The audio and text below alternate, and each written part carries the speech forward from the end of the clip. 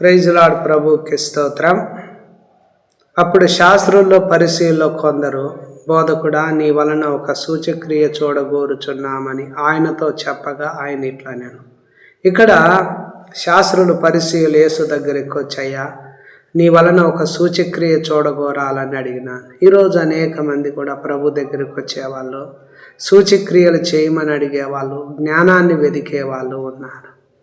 కనుక ప్రభువు దేవుని యొద్ద ఏదైనా మేలు జరగాలని, మేము కోరుకున్న కోరికలు తీరాలని, మా అవసరాలు తీరాలని, స్వస్థత జరగాలని, విడుదల జరగాలని ఆశించే వాళ్ళు ఉంటారు. ప్రభువు కొన్ని విషయాల్లో మనల్ని ఖండిస్తున్నాడు. వ్యభిచారులైన చెడ్డతరం వారు సూచక్రియను అడుగుతున్నారు.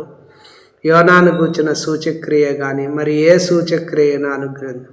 ఎందువల్లంటే ఈరోజు ప్రభు మనిషి దేవునితో సహవాసాన్ని విడిచిపెట్టేసి లోకంతో సహవాసం చేస్తున్నారు. లోకంలో ఉన్న వాటిని ప్రేమిస్తున్నారు, లోకంలో ఉన్న వాటిని ఆశిస్తున్నారు, లోకంలో ఇవన్నీ సంపాదించుకోవాలని ప్రయాసపడి ప్రభువుని విడిచిపెట్టేశారు. కావుననే మీకు యోనాను గూర్చిన సూచక్రియ కానీ మరి ఏది మీకు సూచక్రియలు అనుగ్రహించబడదు అంటున్నాడు. మన తప్పులు దిద్దుకోవాలి. ఏమిటంటే యోనా 3 రాత్రి మొగళ్ళు తిమింగలము కడుపులో ఎలాగున్నాడో అలాగే మనుష్య కుమారుడు కూడా 3 రాత్రి మొగళ్ళు భూగర్భంలో ఉన్నాడు. దీన్ని బట్టి మనం తెలుసుకోవలసిన విషయం ఏమిటి అంటే, దయచేసి సువార్త మనకు దేవుడు ప్రకటిస్తున్నాడు, దానిని మనం అంగీకరించాలి, దాని యందే నిలిచి ఉండాలి.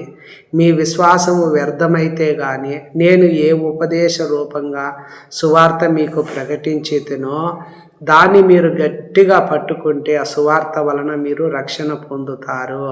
నాకు ఇయ్యబడిన ఉపదేశాన్ని మొదట మీకు అప్పగించి తిని, అదేమనగా లేఖనాల ప్రకారం క్రీస్తు మన పాపాల కోసం మృతి పొందాడు, సమాధి చేయబడ్డాడు, లేఖనముల ప్రకారం 3వ దినాన తిరిగి లేపబడ్డాడు.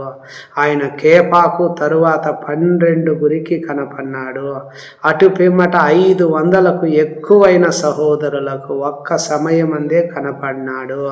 కనుక ఈ మాటలు మనం ఏం చేయాలంటే, యేసు నా పాపాల కోసం మృతి పొందాడు, సమాధి చేయబడ్డాడు, 3వ దినాన తిరిగి లేపబడ్డాడు అనే విషయాన్ని మనము అంగీకరించాలి.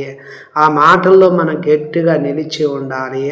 3వదిగా ఆ ఉపదేశమును మనం గట్టిగా పట్టుకొని దాన్ని అనుసరించి దాన్ని మనం చేతిలో పట్టుకుని రుచి చూసి ముట్టి లోబడి వాడడం ద్వారా, ఆ మాటలను వెంబడించడం ద్వారా, సువార్త ద్వారా